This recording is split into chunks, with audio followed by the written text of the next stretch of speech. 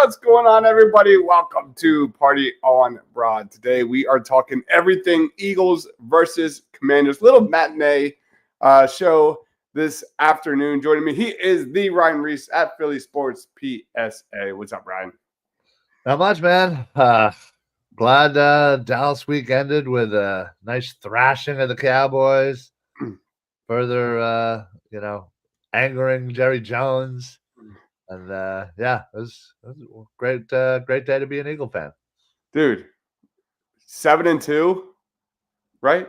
Yeah. I don't think we all would have thought that going into I mean, after everything we have gone through this early part of the season is pretty wild. It's pretty wild. Like where we've come, it's been an up and down road.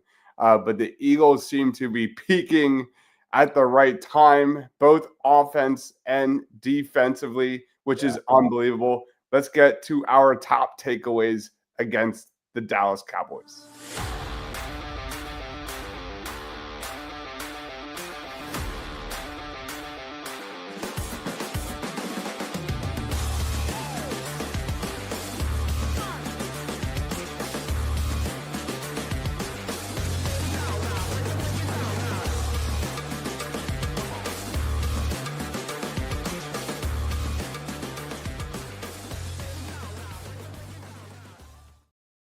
It's so hard to limit just one takeaway from that game.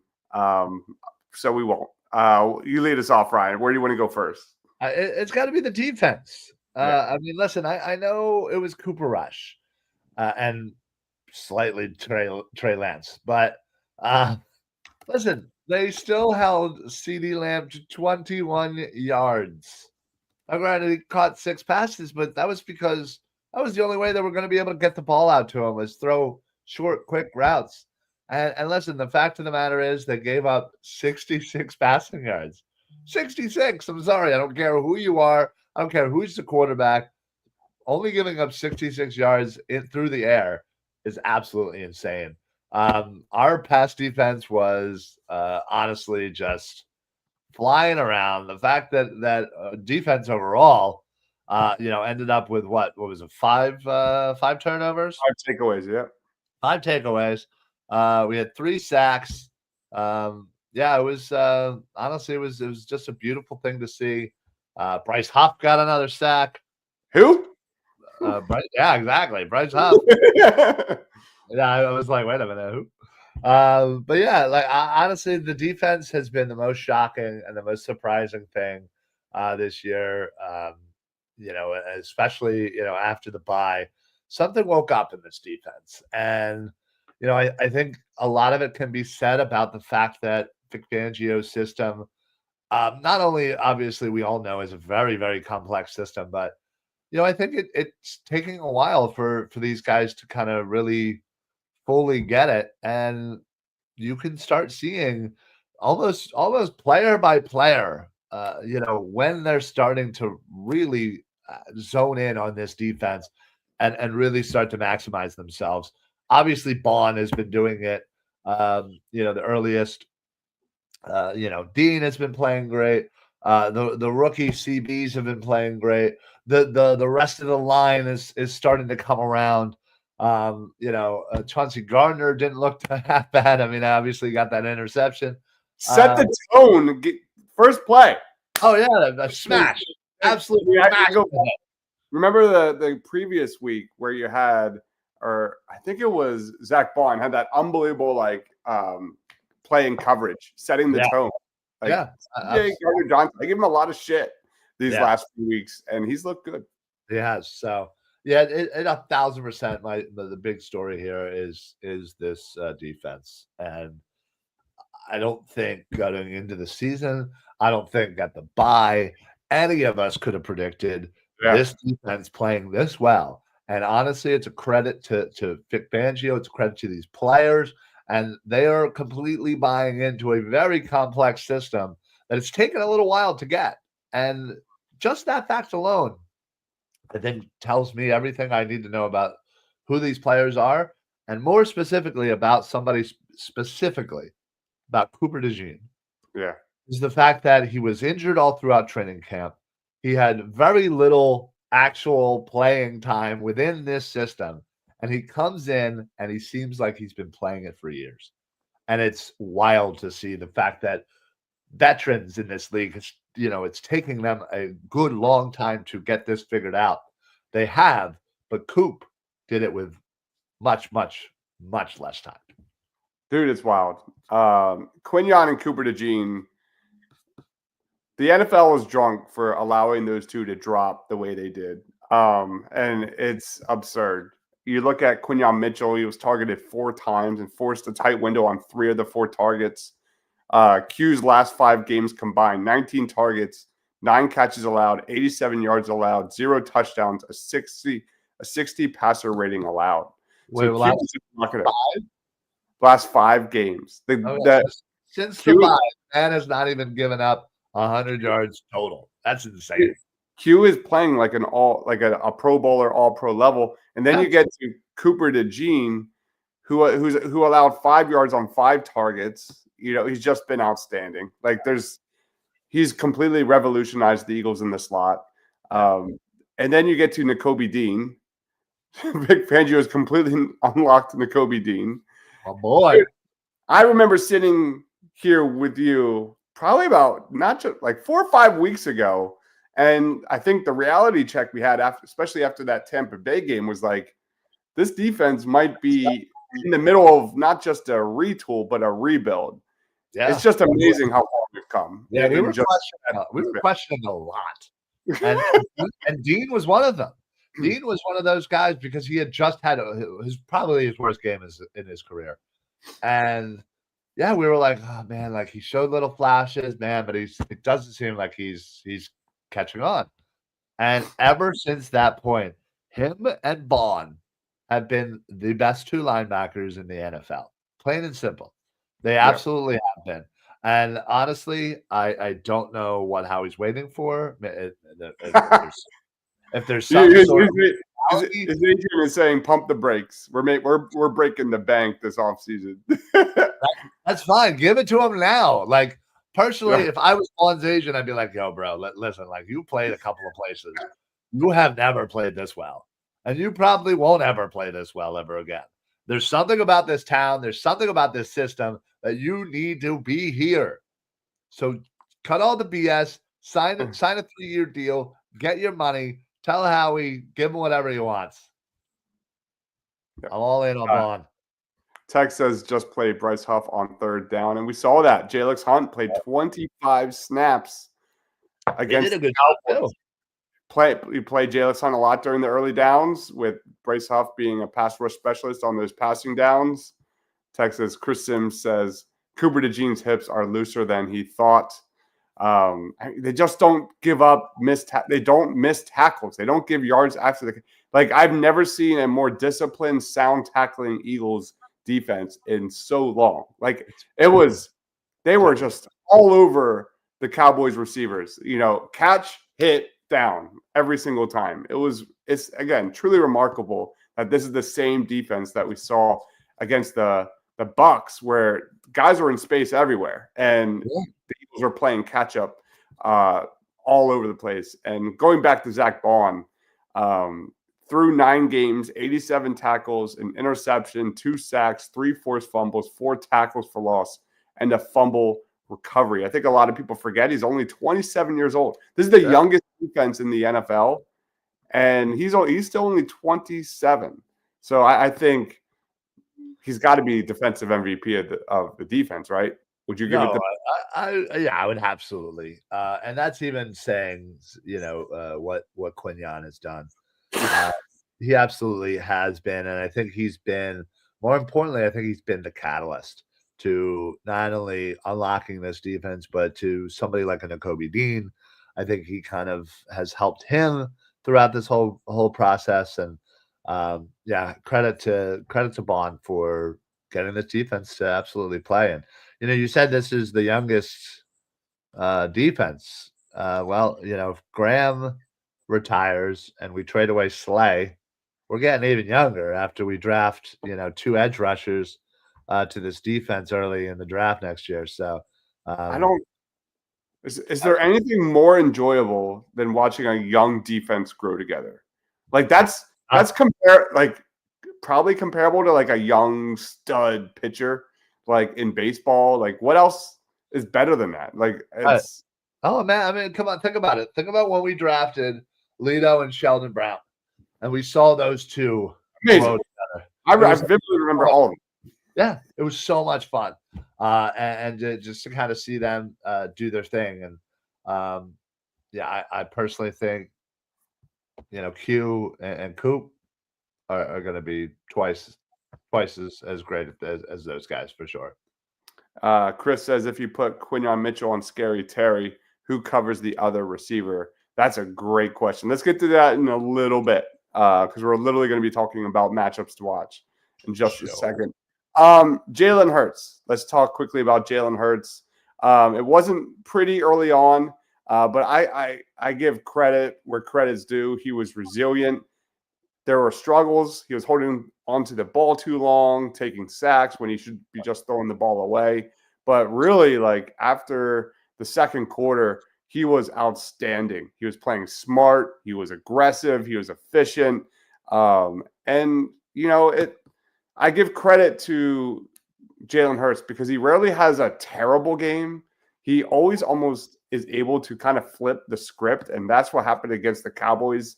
202 yards, 2 passing touchdowns, 2 rushing touchdowns, 115 passer rating.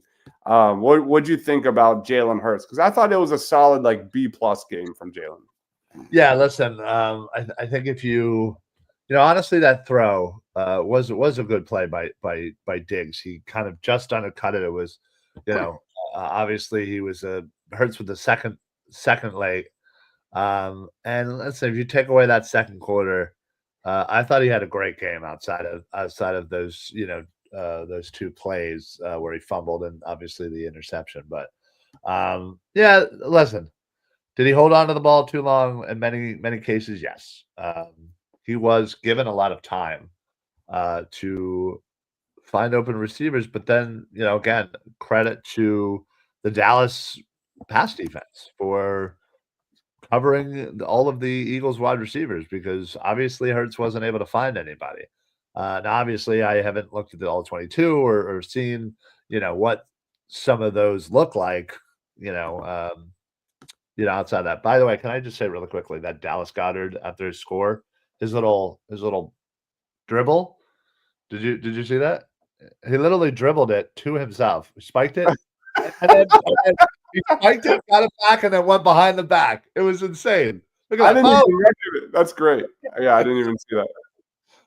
But yeah, listen, I thought it was a B+ game as well. I just thought Dallas defense actually did a lot better of a job against Hurts in the pass game than people will probably give them credit. 7 of 9 under pressure against the Dallas Cowboys, 115 yards, 2 touchdowns. His play against pressure has been such a reason for optimism going forward. Like this play, I think this was in the second quarter.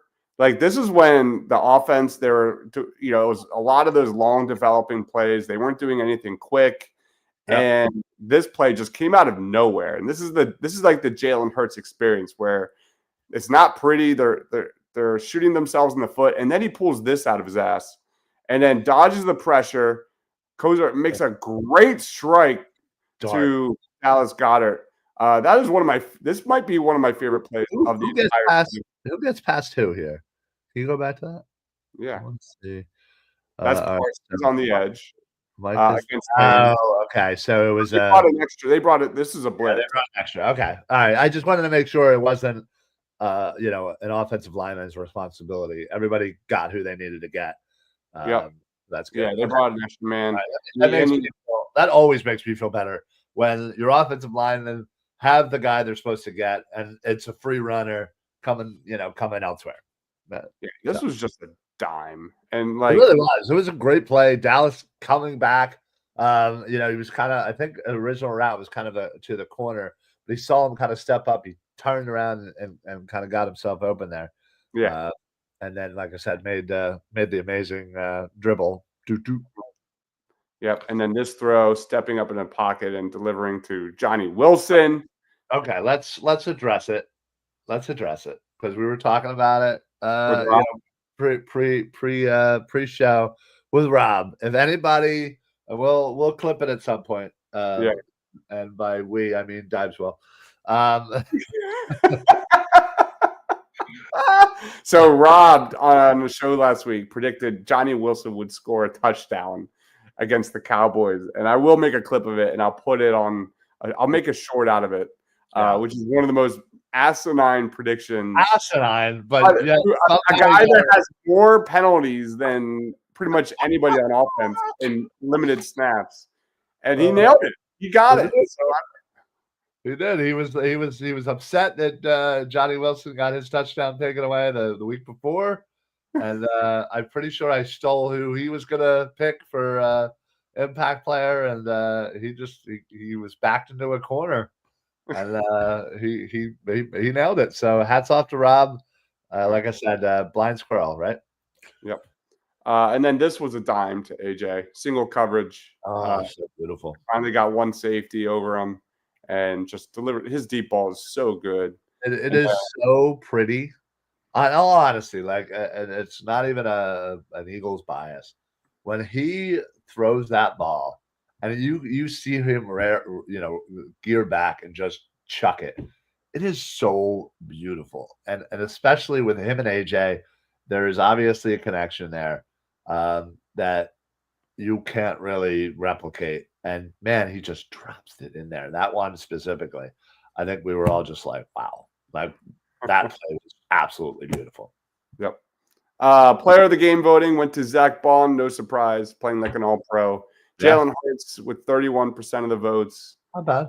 Cooper DeJean got 11%, and then Jalen Carter it's unbelievable now that we just expect this from Jalen Carter at this point. He was terrific. I thought he was amazing 2 weeks ago. I can't wait to do the all 22 again of Jalen Carter. He's just a beast. I was watching some of his specific highlights from this game, and he's an elite player, and he'll again. Isn't it kind of the role of the D tackle to like just never get the stat line? It's just that they're doing the dirty work, and this man is getting doubled consistently, and honestly does a really good job at still being impactful while being doubled. Like, he's able to kind of split them. He's able to kind of spin around and get a hand on a defender. It's truly amazing that the power that he brings and just the skill. Like, he is. I will forever thank the Bears for giving us Jalen Carter. That's unbelievable. That you ended up with Jalen Carter, Q, and Cooper DeJean. We're going to be talking about those guys for years. I sure friggin' hope so. Chris says slow starts will not do against elite teams. We'll get blown out if that happens. I agree, Chris.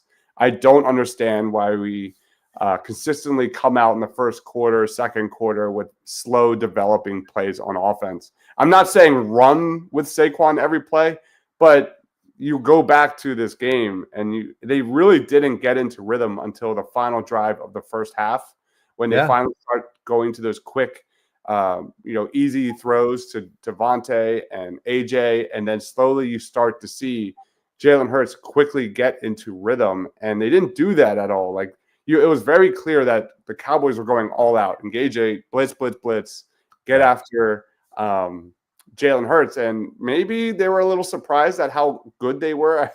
I find it hard to believe they will be surprised against how good Parsons is, because he's the best player in football when he's clicking. Right. But anyway, I agree. Like, this should be the staple. I don't understand why we go to I formation, or we use the pistol, or we save all that for the second half. And you look at, like, pretty much consistently since the bye week, like, that they are owning time of possession in the second half. Oh yeah, and a lot of it's because they're using Ben Van Sumeren as the fullback, and I want to see that be the staple of this offense, not just in the second half, but across 4 quarters. And I don't understand why that's not a staple of this offense.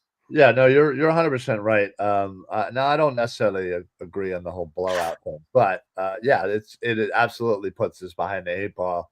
And luckily, our defense has been playing well enough to make sure that the other opposing offense isn't getting chunks of points at a time. So that's the thing. I think you're gonna eventually have a game where the defense isn't going to be able to bail you out. They're going to have a tough game. We're going up against a Washington team right now that's clicking offensively. We're eventually going to be playing the Steelers and the Ravens, like they're clicking offensively. So I would assume that the defense might not be playing at a stellar level for every single game. And yes, you're right. In those instances, slow starts are going to be what kills us. But yeah, we got to make sure that when the defense has that bad game, that's when we get a sizable lead in the first half. Yep. Tech says on the fumble you can see the sunlight flash on Hurts's visor twice. I don't understand why. How is that? How is that? You're technically in a dome. Why do you have windows? Like. And seriously, like the fact of the matter is, I loved the interview with Jerry Jones afterwards about it. He freaked out, and when they were like, "Well, don't you know?" He's like, "What? We don't know where the sun is. Like when we built the stadium, we don't know where the sun was when we kicked off. We chose which direction, and then somebody was like, why don't you just put curtains on it or something, something." And the guy's like, "Oh, well, let's just tear down the whole stadium and build a new one for crying out loud." Like what? Like don't overreact, Jerry. It's a solid point. Like why the hell do you have a goddamn telescope right into the damn sun shining in half your stadium? I guess that's your dumbass for building that way. Like and close the damn stadium. Put some curtains up then. Idiot. Texas' favorite play was Saquon making 10 defenders miss on the third down. This is probably the best. This is not my favorite play of the game, but it's probably the most hilarious. Yeah. It's Saquon getting a screen. Yeah. And then wait. Watch the two defenders run right into each other. Yeah. You need sound effects. I need a soundboard. Morning. 3, 4, 5, 6, 7. And literally, it's just him. Yeah, it's 7. Who's with them right there? 30. That's Dotson. Dotson. Yeah. It's just Dotson and about 9 other defenders. 1, 2, 3, 4, 5, 6. 7. Yeah, 6 or 7. Yeah, Jesus. And he almost scored. It's crazy. Yeah, he's so good. He's so good, man. And I was pretty critical on the offense not using more Saquon. He only had 15 touches. The 2 weeks prior, he had 30. Right. And he literally had half the touches this week. And then I was like, they play the Commanders on Thursday. It's probably for the best. Right. So, and the fact that they were again, they built a pretty sizable lead there at the end. And obviously they, the fact that when you're able to put Kenny Pickett in, go always for a it. win. Always a win. Johnny Wilson needs more red zone targets. I like it. Commanders top 5 in offense and middle of the pack defensively. Eagles won. Thanks for joining. Any other things before we get into top storylines? No, F the Cowboys. I love seeing Jerry's world on fire. Him yelling at reporters and Micah Parsons, being, I don't know if you heard what he said. He was pretty critical as well. So good. Yeah, absolutely. Come to Philly, please. Yeah, absolutely love it. Somebody said, if you take out those 4 or 5 years in the 90s when they were good, what have they done, in the last 45, 50, almost 50 years? Yep. Nothing. Yeah, nothing. All right, let's get into our top storylines to watch heading into week 11.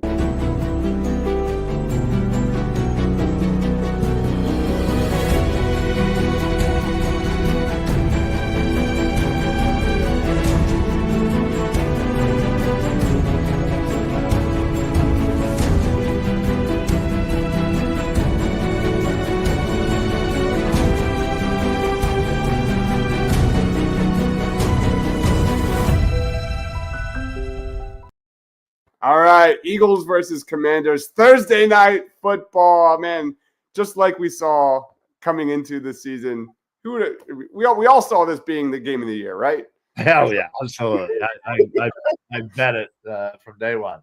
The Commanders fell to 7-3 after losing to the Steelers 28-27. My man Johnny Newton with an offsides there at the end that cost them the win. There's a lot of mistakes. The Commanders look sloppy, a lot of penalties, some questionable officiating. But let's get into our top storylines, guys. If you're watching this live, comment your top storylines for the Birds and the Commanders. For me, it's got to be the Eagles keep getting turnovers. This is a ridiculous pace the Eagles are currently on. You look at week 4 from last year to week 7 this year, a span of 21 games, the Eagles have forced 12 turnovers. That's a half a turnover per game. Since then, between week 7 and now, a span of 3 games, the Eagles have forced 10 turnovers at 3.5 turnovers per game. That's one of about every 17 plays. And this is a team that has been desperate. They could not buy a turnover, and now they're getting them left and right. Look at this 3-game stretch. 2 turnovers versus the Bengals, 3 against the Jaguars, 5 on Sunday versus the Cowboys. That's the most the Eagles have had in a 3-game span since 2009. The Eagles are 35-10 under Sirianni when they force at least 1 turnover, and 6-9 when they don't. When they force at least 2, they're 18-1. When they're +1 in turnover margin, they're 25-1 with 25 straight wins, man. What? Crazy. This team, when they force turnovers. Wait a minute. You're telling me the Eagles are 25-1 when they are +1 in the turnover margin. In the turnover margin. They're unbeatable. And that's wild. Yep. That speaks volumes to, I think, Jalen Hurts too. When he's playing smart, efficient football and limiting giveaways, that's that. I mean, his record is what his record is. But it's that. Like, you look back at 2022, that was kind of my Eagles 3 words and less. Like, there was vibes of 2022. I think I said Eagles game in 3 words or less feels like 2022, because, like, you look back at that defense with the sacks, and they were, I think, top 3 in turnover margin. Yeah. Turnover differential. So for me, that's the top storyline. And you're going up against a Commanders team, and we'll get into it, that is prone to making mistakes with a rookie quarterback. What's your top storyline? Yeah, listen, it's Jayden Daniels. Honestly, it's containing Jayden Daniels. He has come into the NFL, and he has looked like a seasoned vet. He is running around. He's the next RG3. And yeah, listen, we as a defense have been playing fantastic lately, but now we are going to get tested in another way. You know, obviously we faced off against Joe Burrow, who's a very good quarterback, and Trevor Lawrence, who can be a very good quarterback as well. But now we're going to get into a quarterback that has some mobility, and we haven't really faced off against that, this year. And, again, this will be great for when we play the Ravens against Lamar. But, yeah, I'm kind of interested to see how they, whether they, kind of spy him, whether they do anything different, whether they, do something to kind of contain, to keep him within the pocket. So, yes, it'll be trying to contain and limit the effectiveness and the playmakability of one Jayden Daniels. Absolutely. Any other storylines before we get into top matchups? Honestly, you look at how effective the DBs have been against the number 1 wide receivers on teams, CeeDee Lamb, Jamar Chase, the list goes on. But outside of Terry McLaurin, who does Washington have as a receiver? They have Luke McCaffrey and Noah Brown. They have Oz. Oz is over there. Remember Oz? Oh, wow. Okay. So they have a rookie that's the worst of the McCaffreys. We have Noah. Nobody's ever heard of him. And they don't forget Zach Ertz, who's 78 years old, who can't get a first down. And so they don't really have much. So I assume the focus will be on Terry McLaurin, and I'm pretty sure the rest of the guys can handle whatever schlubs they throw out. So, yeah, I'm looking at Jaden Daniels and his numbers against pressure and when blitzed. They're pretty damn good. When Jaden Daniels is blitzed, he's got 4 touchdowns, 0 interceptions, completion percentage of 66.3%, and a QB rating of 107.1. So expect more 4-man rushes from the Eagles, as they usually do. And his numbers are really good when not blitzed and when kept clean. So it's going to be a great test. Tech says, I wish Mailata was back this week. Amen. What's his official status right now? Is he I know he can officially be brought back, but obviously he's not ready. I haven't heard anything on Jordan Mailata. But it's been 4 weeks. Yes, it has. So could we randomly maybe start seeing him running out there? Well, they according to 38 minutes ago, the Eagles announced they are opening the practice window for Mailata. There we go. Let's have to go. There you go, Tech. It's literally right there. Well, listen. It's the game is Thursday, so let's be honest. It's not happening by Thursday, but it'll be a miracle. And shout out to Fred Johnson. Up and down.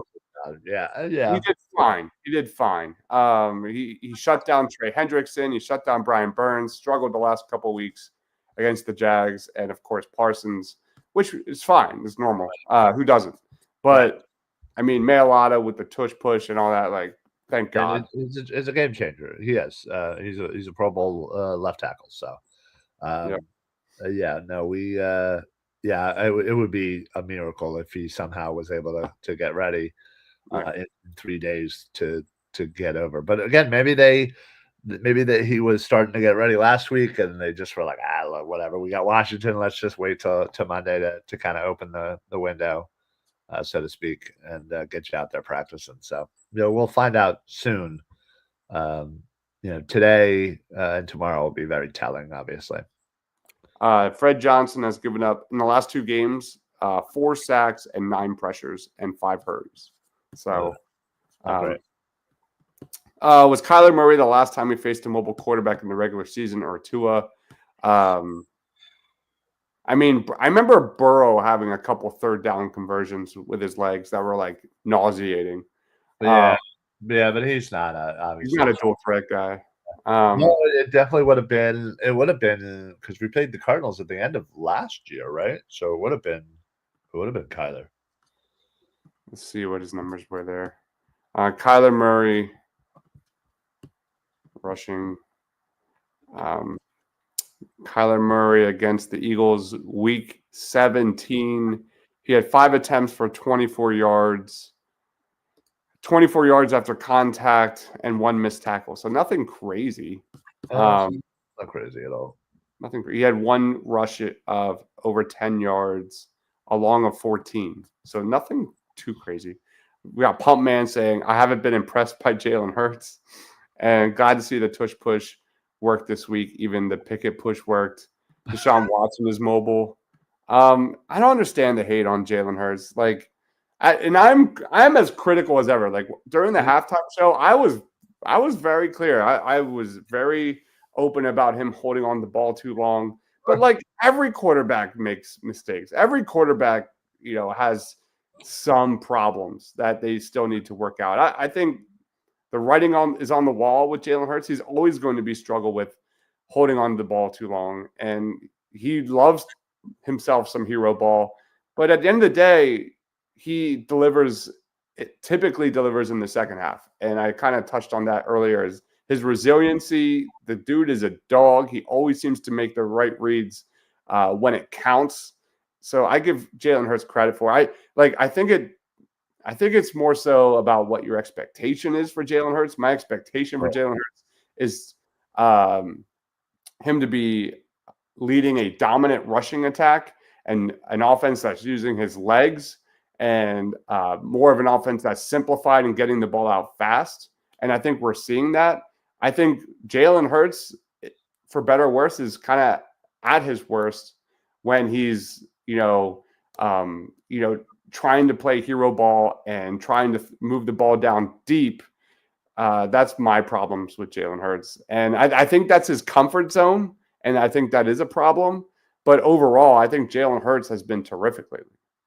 Yeah, listen, I think a lot. Obviously, we talked about it a lot. The fact that he was holding the ball way too much, but obviously, I certainly want to see kind of how those routes looked, down the field, because if they're all just deeper routes and there's no safety kind of valve for him to dump off to, like that's I would say not a great play to have for Jalen. I think he needs to have those kind of one or two safety valves, small little dump offs in the middle, crossing routes, something that he can get the ball out quicker when his deeper routes aren't working. Because I think honestly, if I haven't seen it, but I think that's probably what the case was, is that Dallas was defending those deeper balls with safety help over the top, and they didn't have anything that maybe was cutting across the middle or maybe a Saquon kind of dump off or a wheel route or something to kind of give him relief, some pressure, and be able to get him the ball out quicker, because that was his problem all day. He was taking sacks. It was couldn't get the ball out. So yeah, and that killed a lot of drives. It did. No question. His weaknesses are too glaring to win a Super Bowl. He might have peaked. I mean, 2022 Jalen, probably unrealistic to get to that point again where he was like top 2 in MVP. I mean, it's not crazy. I mean, last year, week 12, he was like one of the top MVP guys until the Eagles tanked. Listen, theoretically, he is being, he is being thrown in there with, some MVP talk already right now. Yeah. So whether or not you believe that, I don't know, but and yeah, is he a perfect quarterback? Absolutely not. Do we have higher expectations of him? Absolutely. Do we want him to do this, that, or the other? Absolutely.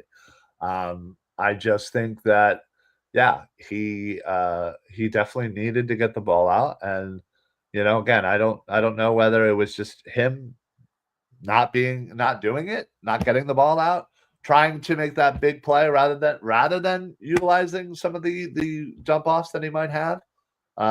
So again, I don't know that. And I think we nitpick, man. I think we're nitpicking. You want to see Jalen Hurts grow as a passer, especially against the blitz. The dude was 7 of 9 against the blitz yesterday, and he was blitzed or pressured on over 50% of his dropbacks against the Cowboys. He was 7 of 9, 115 yards and 2 touchdowns. He's doing all the things we wanted him to do last year, right? That he was dog shit at, and he's doing it. And we're seeing progress with him under center. We're seeing progress with him in the pistol and throw, especially in the last few weeks, throwing in the middle of the field. Sure. I don't think you like. There's a medium in there somewhere, right? Yeah. No. Listen. I'll ask this two parts to this question. Right now, would you say he's better than he was last year? Yes. Okay. Right now, would you say he is better now than he was before the bye? Oh, absolutely. Yeah. Oh, okay. So what the hell? What do we care? He's improving. He's better than last year. He's better than earlier this year. Like, he is ascending. Let him continue to ascend. Don't knock him down when he's trying to ascend. Yeah. I'm just saying, he's not perfect. I'm sure we could talk about 100 different things he does wrong. Yeah. But that's like the microscope that happens in Philadelphia. Dallas defensive game plan was good early, but the Eagles adjusted. Absolutely. Yeah, agreed. I saw Dotson, Calcaterra, and Saquon wide open in the flats when he took those. Listen, I'm not throwing it to Dotson or Calcaterra either. So, well, maybe Dotson, but no, I'm kidding, obviously. Turnovers in the red zone are absolutely dumb football. He's putting the football too much in harm's way. Take the damn. The Eagles are top 10 in red zone offense over the last 3 weeks. So it's getting better, Brian. And his two turnovers over the last 4 games. Yeah, it's getting better. But yeah, the red zone offense has been bad. They were literally bottom of the league the first few weeks of the season, and that's really improved since the bye week. All right, let's get to our top matchups to watch against the Commanders.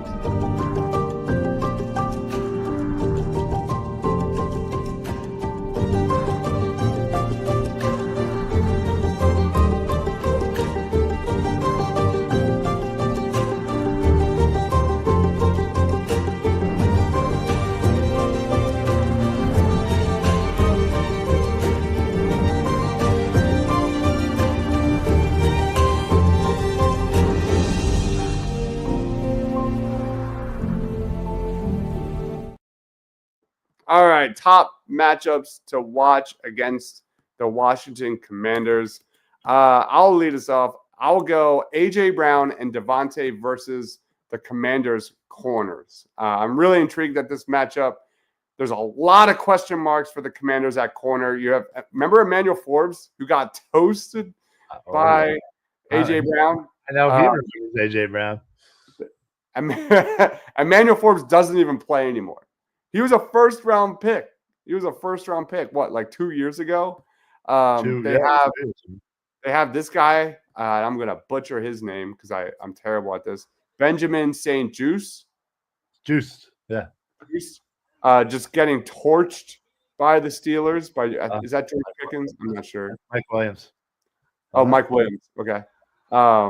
Getting torched. So that's a guy they could absolutely exploit. They have Marshawn Lattimore. I don't know what his status is heading into this week. That's definitely something to monitor. But shout out to Mike Sammerstill, a guy that was one of my favorite dudes in the draft last year. He's been playing better and better and better for the Commanders. Just a ridiculously good athlete and a guy that, could be a problem for the Birds. But I look at Devontae, I look at AJ. I think that's a huge advantage in favor of the Philadelphia Eagles. I want to get Devontae more involved this week. Don't wait until the final drive of the first half to finally start, throwing out mesh and getting, those short routes going across the middle of the field. That's where Devontae is elite. And I want to see more of that from the jump, not just mainly in the second half. So I'm going A.J. Brown and Devontae versus the Commanders defensive backs. Okay. Yeah. That's great. I will say our run defense against Brian Robinson and Austin Eckler. I think the two of them have been a really nice 1-2 punch, honestly, for the Commanders. I think theoretically, Jaden Daniels may lead the team in rushing, but right behind him is Robinson and Eckler.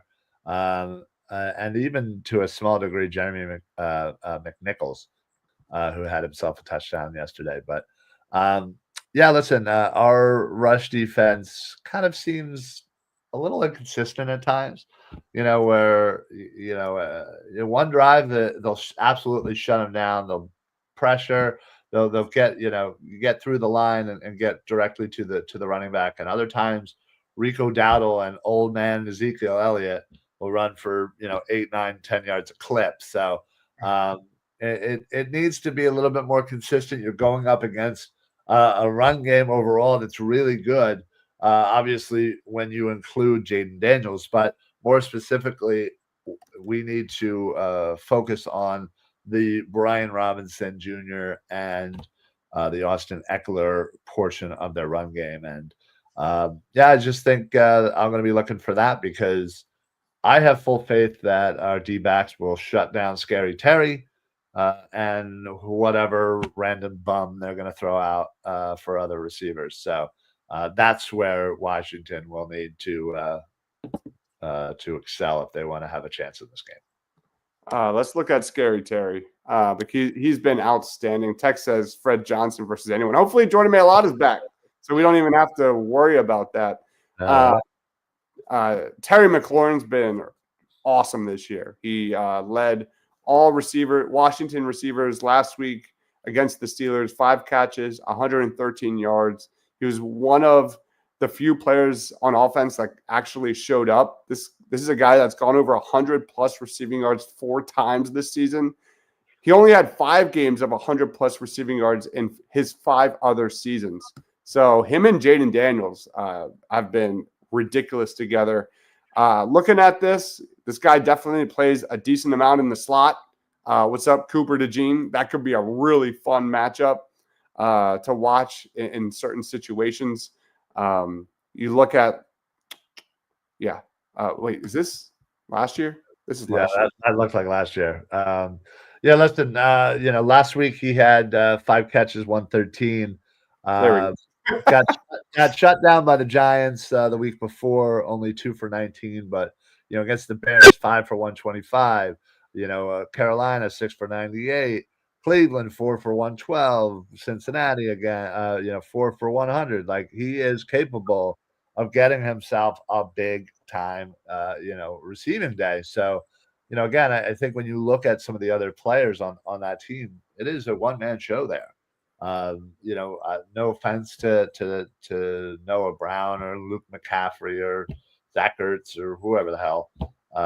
They really have one main target there.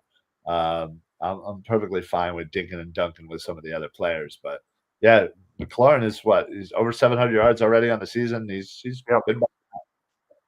He's only got 2 drops, 171 yards after the catch, and 17.7% in the slot.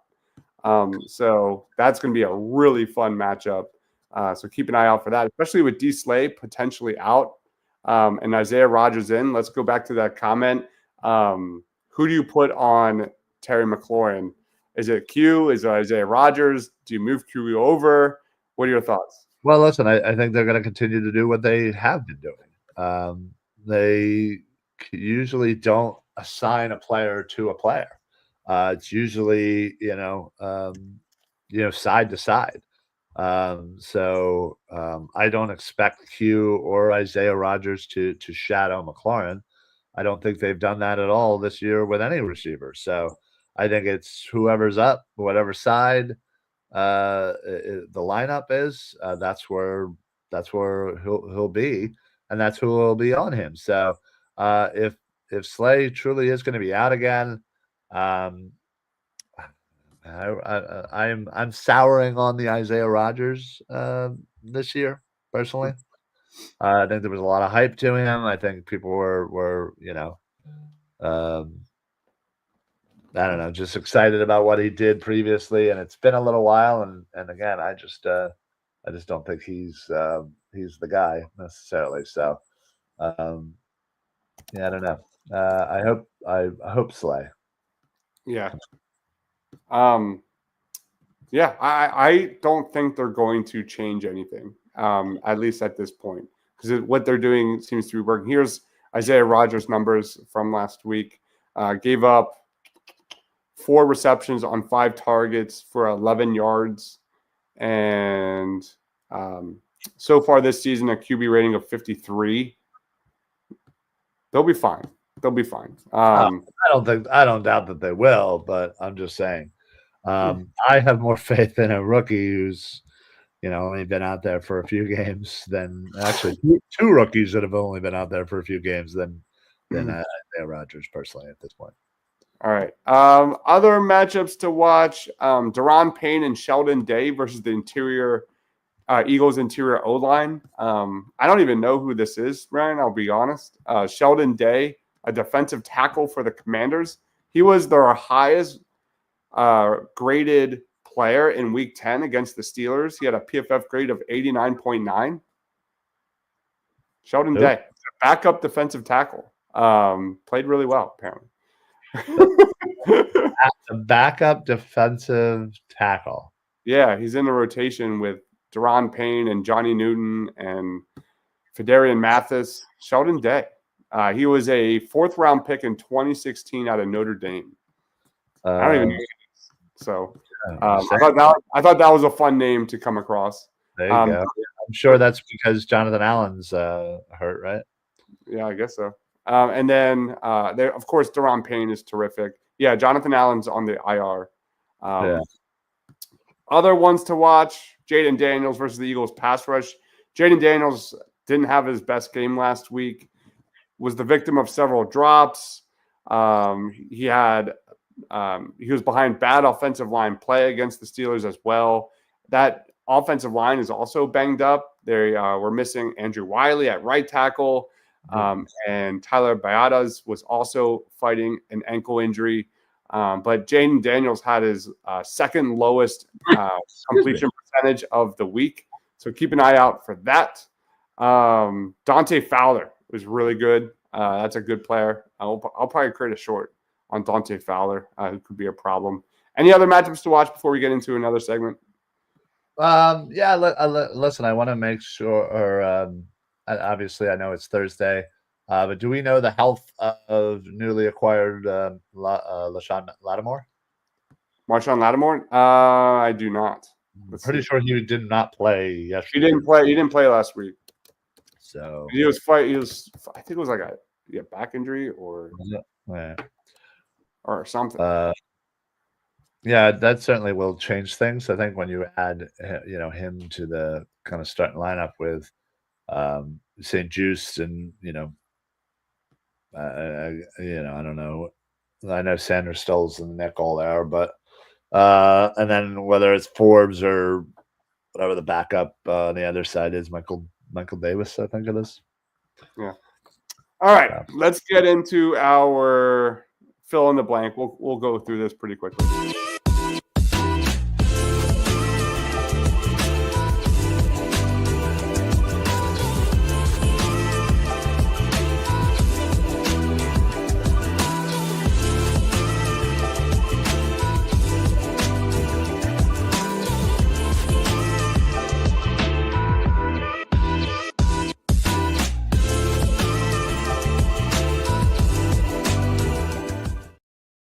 The Eagles will beat the Commanders because Saquon Barkley. Saquon? Okay. Saquon Barkley. Honestly, I think not only is Saquon familiar with this whole entire division, but yeah, I think there was possibly a reason why they maybe didn't utilize him as much. I think they saw kind of the writing on the wall, as the game progressed yesterday. Hence, only 15 touches. And yeah, listen, this is an important matchup, and you rely on your stars, and Saquon is a bona fide star, and the defensive defensive lines is a little banged up. There's you got some rookies, you got some backup defensive tackles that we're talking about. So yeah, I look for Saquon to be leaned on in the run game and the pass game, and that'll open up the floodgates for AJ and Devontae over the top. But first, look for Saquon. Saquon averages 5.5 yards per attempt on 144 attempts historically against the Washington Commanders. That's 9 games. It's pretty good. 9 games with 8 touchdowns. He does have 1 fumble. Pretty good. Pretty good. I'll take that. They will beat the Commanders because they just limit the turnovers and they limit the giveaways, if that makes sense. So stop shooting themselves in the foot. Don't get cute with the football. Run the damn ball consistently. Don't abandon it. Like, for example, the one drive to start the game yesterday, they went run, had like a 3rd and 1. They went pass, like literally 6 straight passes. It's infuriating. And I put out the tape already, so go check it out. I don't understand it. So just don't get cute. Quick, efficient offense, time-consuming offense, but over explosive plays, moving the ball downfield fast. Use Saquon, use Jalen in the pistol, then use that to set up the explosive plays, not the other way around. They will lose to the Commanders because, well, kind of the piggyback of what you just said, turnovers. Playing stupid, playing being not smart with the football, trying to do too much. Again, I know it's a very important divisional game, but you need to be calm and smart with the football. Run the ball when you need to run the ball. Pass the ball when you need to pass the ball. Don't try to force the ball in there. If it's not there, don't take it. I'd rather you chuck the ball out of bounds and play and live another down. So just be smart, because I personally think that's the only way that Washington beats us, if we beat ourselves. Yep, absolutely. Let's get into our X factors for Thursday night.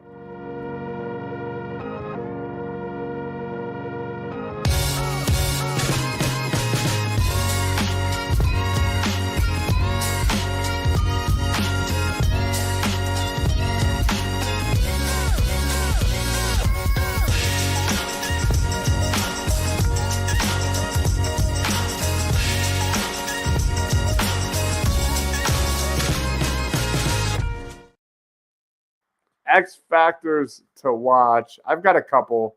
Start us off. I will go Ben Van Sumeren. I think this would be an amazing game. We saw in that second half the I formation with Ben Van Sumeren and Saquon. That is just such a weapon. That is such a weapon. And I feel like every time they run that, it's effective. It's generally effective. So give me Ben Van Sumeren. I want to see him more in the flats. Week 7, he had 5 snaps in the backfield. Week 8, he had 4. Week 9, he had 2. Last week, he had 5. Let's double that. Let's get more Ben Van Sumeren. A lot of people want more Kenny Gainwell or more Will Shipley. Well, I mean, more so for the fact of hold on. More so give me their names. Who wants it? More so for the fact of decreasing the load for Saquon. All right, I get. Not necessarily, yeah. But anyway, I want more Ben Van Sumeren. I want to see what this guy's got, not just running the football, but as a receiver. Dude is an elite athlete. And the other guy I'll go as my X factor. How about Dallas Goedert? No. I'm going to go Jalen Hunt. Give me Jalen Hunt, who saw 25 snaps against the Cowboys. Was that where you were going to go? It was, yeah. Sorry, go ahead. So, no, listen, you're already in it. I'll adjust on the fly. I'll pull a Rob and adjust on the fly. Jalen Hunt, just a perfect fit for that Vic Fangio whip, dropping into coverage, his ability to set the edge early on those rundowns, and he can drop back into coverage. He's just such a more complete player than Bryce Huff at this point. So give me more snaps for Jalen Hunt, and we got another big moment involving Jalen Hunt. Who is your X factor? Listen, I'm going to go with Jahan Dotson.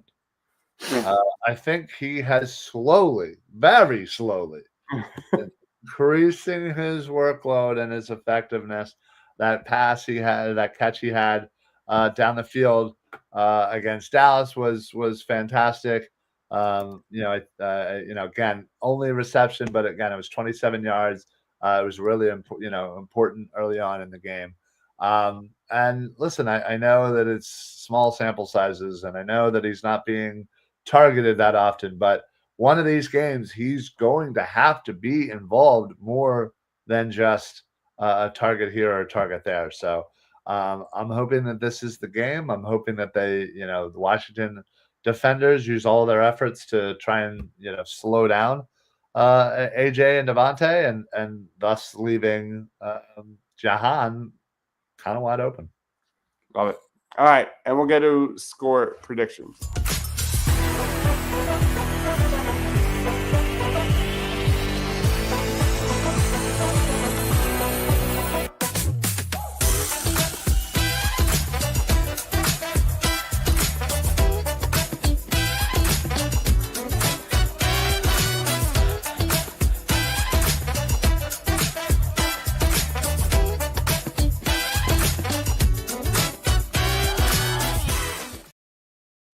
One of these days, Ryan, we're going to get that Quinyon Mitchell interception where he's running down the sideline like a Lito Shepherd for a pick 6. It's going to be beautiful. I'm hoping. So I can add that highlight into that video right there instead of it being from Toledo. What's your Well, let's go to some thing here. The over-under for this game against the Commanders, 45.5.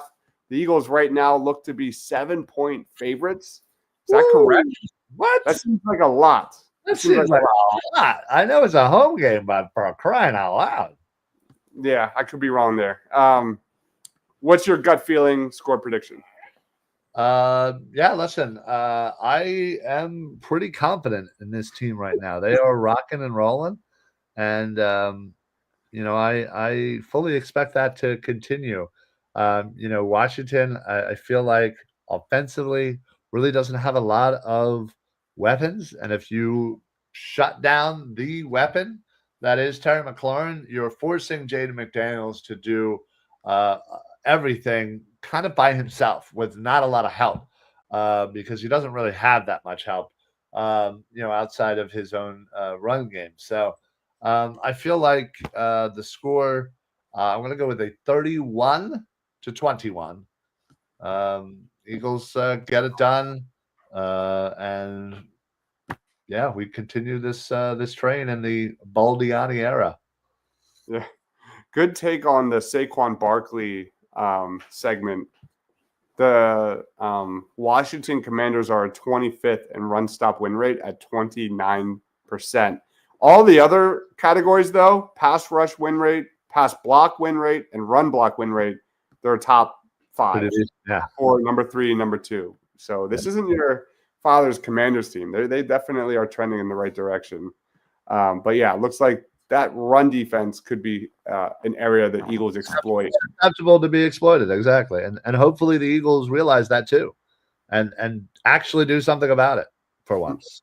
That was the shock, right? Like, because I mean, the Cowboys, just like this week, that was their weakness. They could not stop the run, and they didn't really run the ball that much. They kind of were throwing on them a little bit. Yeah, So. I mean, obviously they didn't really need to, but yeah, it would have been, maybe it would have kind of gotten the game out of hand a lot sooner. Yep. All right. I'm going to go Eagles 26, Commanders 21. I think the Eagles get the W here. I think Saquon's a great choice there. Give me Goddard again. Give me Goddard with a touchdown catch and another huge game from A.J. Brown because he's A.J. Brown. All right. Ryan, final thoughts on Eagles versus Commanders. Plugs, time is yours. Yeah, listen, you can follow everything that I do right here at Philly Sports PSA on X. You can find me on this YouTube channel on occasion doing some things. You can find me on the Eagles Pin Pull Network doing some things. So make sure that you follow all the YouTubes for both where you get your podcast, Spotify, Apple, all that for Eagles Pin Pull. And of course, the Eagles Pin Pull, Facebook and Twitter. Commanders, who would have thought that this would be the game of the year so far? And a pretty important one because we can take, game and a half lead here, heading into kind of honestly, this is kind of a tough stretch for the Eagles. You have the Commanders, you have the Rams coming up, which isn't a cakewalk. You have the Steelers, you have the Ravens, and then you have the Commanders again.